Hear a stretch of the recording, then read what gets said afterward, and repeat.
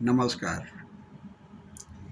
आप सभी को मेरे YouTube चैनल में स्वागत है। मैं हूं मनोज कुमार और आप देख रहे हैं स्नेह और सेवा चैनल, जहां हम बात करते हैं बुजुर्गों की देखभाल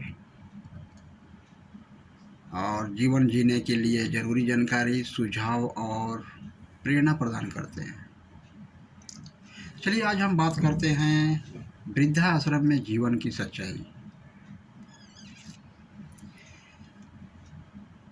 पता नहीं गलती किसकी थी, कभी जिन्हें हम पूरा परिवार बाबूजी कहकर सर आंखों पर बैठाता था, आज वो एक कमरे में अकेले बैठे हैं। वो है एक वृद्धाश्रम, जहाँ बहुत सारी भीड़ होती हैं, लेकिन भीड़ में भी हम अकेले हैं। एक बुजुर्ग पिता 82 साल और 82 साल का उम्र है और उनका बेटा ऑफिसर है, बड़ा ऑफिसर है, और बहू एक शिक्षिका है, और उनका जो पोता है शायद वो दादा का नाम भी न लेता हो। अपना छोटा अनुभव मैं तो बता रहा हूँ कि एक जगह में मैं एक अंकल को सेवा करने गया था और वहाँ पर देखा कि उनका बेटा और बहू बहुत बड़े ओहदे पर थे, बट उन लोगों के पास पैसे की कमी नहीं थी और वो वृद्धाश्रम में भर्ती किए। वहाँ पर मैं गया था, वो अंकल हमारा हाथ पकड़ के बहुत रो रहे थे। मुझे उस समय फीलिंग हुआ कि सच में जिस तरह से एक लड़की बहू बनकर ससुराल जाती है और ससुराल में वहाँ उसका अपना कोई दिखाई नहीं देता है, तो मैंने ये महसूस किया, फीलिंग किया। और वो बुजुर्ग लोग कभी कभी मैंने देखा कि वहाँ पर दरवाजे पर खड़े होकर या उसी बिस्तर में बैठकर सोचते रहते हैं, कोई आया क्या। एक आस लगी रहती है और एक विश्वास होती है कि मेरे घर से ज़रूर कोई आएगा मुझसे मिलने के लिए।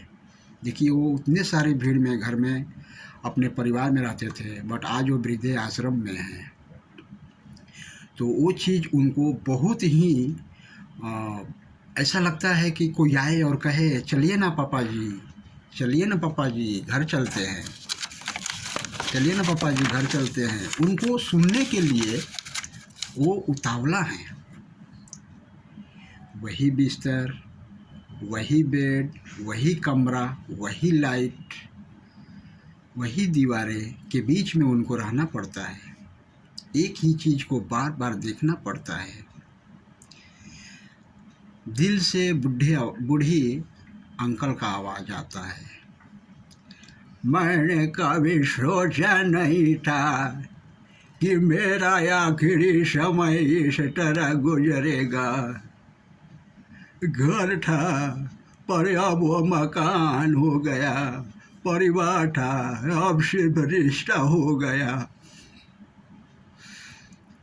वृद्धा आश्रम आज एक ठिकाना नहीं,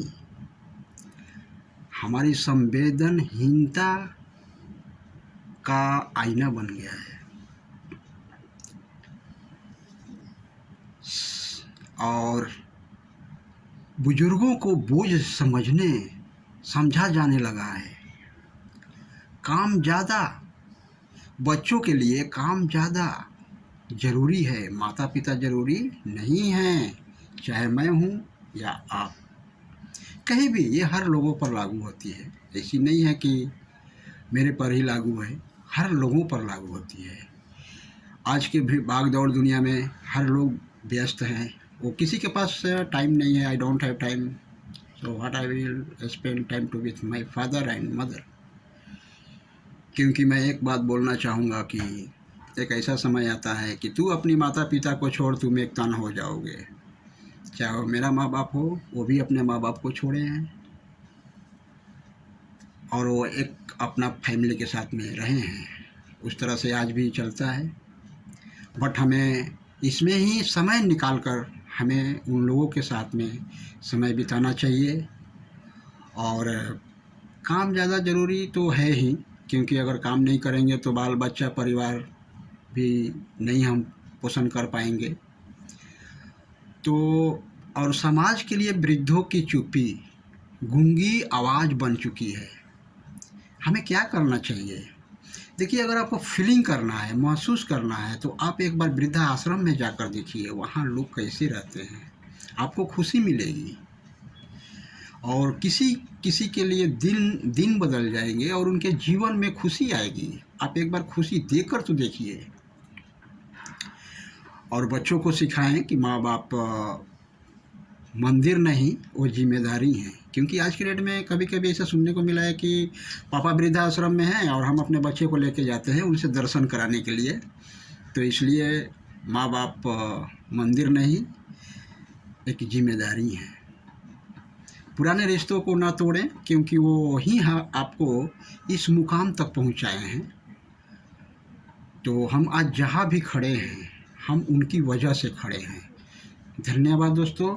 मैं यही कहना चाहता हूँ कि यदि आपके घर में माता पिता या बुजुर्ग हैं तो उनको वृद्धाश्रम में न लेकर के बल्कि अपने घर पर रखिए और उनको इज्जत और सेवा कीजिए जब तक हैं।